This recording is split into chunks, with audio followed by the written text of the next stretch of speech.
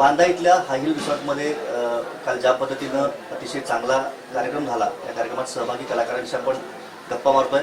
आपल्यासोबत आहेत धनश्री दळवी. धनश्री, तुमचं स्वागत आहे या आमच्या खास मुलाखतीमध्ये. काय सांगाल, कशा पद्धतीने आपण या क्षेत्रामध्ये वाटचाल केली? नमस्कार. आधी मी तुमच्या सगळ्यांचे आभार मानते. रत्नागिरी लाईव्ह, सिंधुदुर्ग लाईव्ह यांचे आभार मानते की तुम्ही इथे येऊन कलाकारांचं मत लोकांपर्यंत पोहोचवत आहात. सो सगळ्यांसाठी थँक्यू. कार्यक्रमाबद्दल आणि कार्यक्रम आमचा खूप छान झाला कालचा. आम्हाला इथल्या लोकांनी जो प्रतिसाद दिला मुळात तो आम्हाला आवडला. आणि कलाकारांचं एक असतं की समोरून जर रिस्पॉन्स येत असेल तर कलाकार अजून दुपटीने प्रयत्न करतो त्यांचं मनोरंजन करण्याचा. सो इथे येऊन आम्हाला खूप छान वाटलं. आणि माझ्या करिअरची वाटचाल म्हणजे मी असं सांगेन की डान्सने माझी सुरुवात झाली.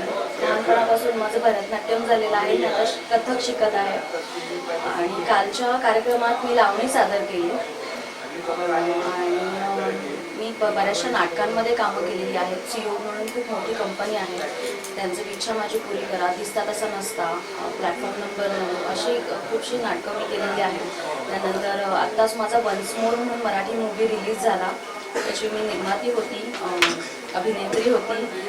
आणि माझ्याबरोबर खूपशा दिग्गजांनी कामं केलेली आहेत.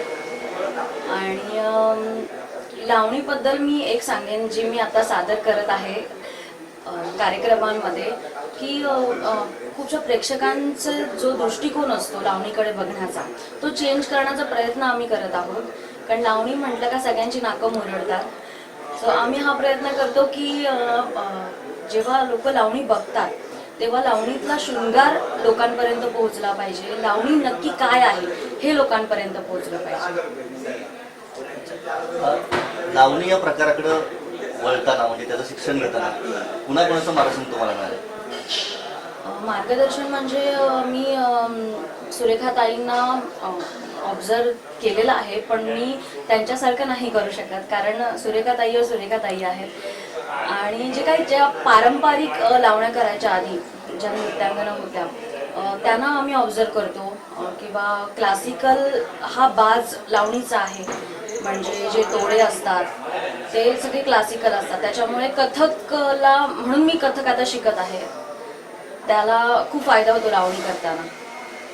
सो ऑब्झर्वेशन तर सगळ्याच गोष्टीचं असतं, एक्सप्रेशनचं असतं, मुवमेंटचं असतं, लोक कशी रिॲक्ट होत आहेत त्याचं असतं. आजकाल जे स्टेज शो होतात त्याच्यामध्ये प्राइज डिस्ट्रीब्युशन असतील किंवा तुमचे सुपरस्टार वगैरे असे असतात, त्याच्यामध्ये लावणीनं आपली जागा पहिल्यापासून ठेवलेली आहे. याबद्दल काय म्हणतात? हा, मुळात महाराष्ट्राची शान म्हणतात लावणीला. सो ती जागा कधीच जाणार नाही. लावणी ही अशीच मराठी लोकांच्या मनात राहणार आहे. मराठी काय तर आम्ही जेव्हा बाहेर कामं करतो फॉरेनला किंवा कुठेही, मी आता इच्छा माझी पुरी करा या नाटकाचा प्रयोग केला इस्रायलला.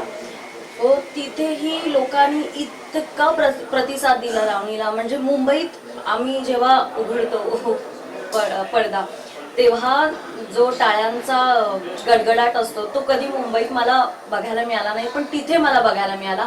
म्हणून मला असं वाटतं की लावणी ही कधीच जाणार नाही लोकांच्या मनातून. तुम्ही कोकणातल्याच आहात, कुडाळ तालुक्यातलं पाड्याची वाडी हे तुमचं गाव. काय सांगाल तिथल्या आठवणीबद्दल, त्या गावच्या?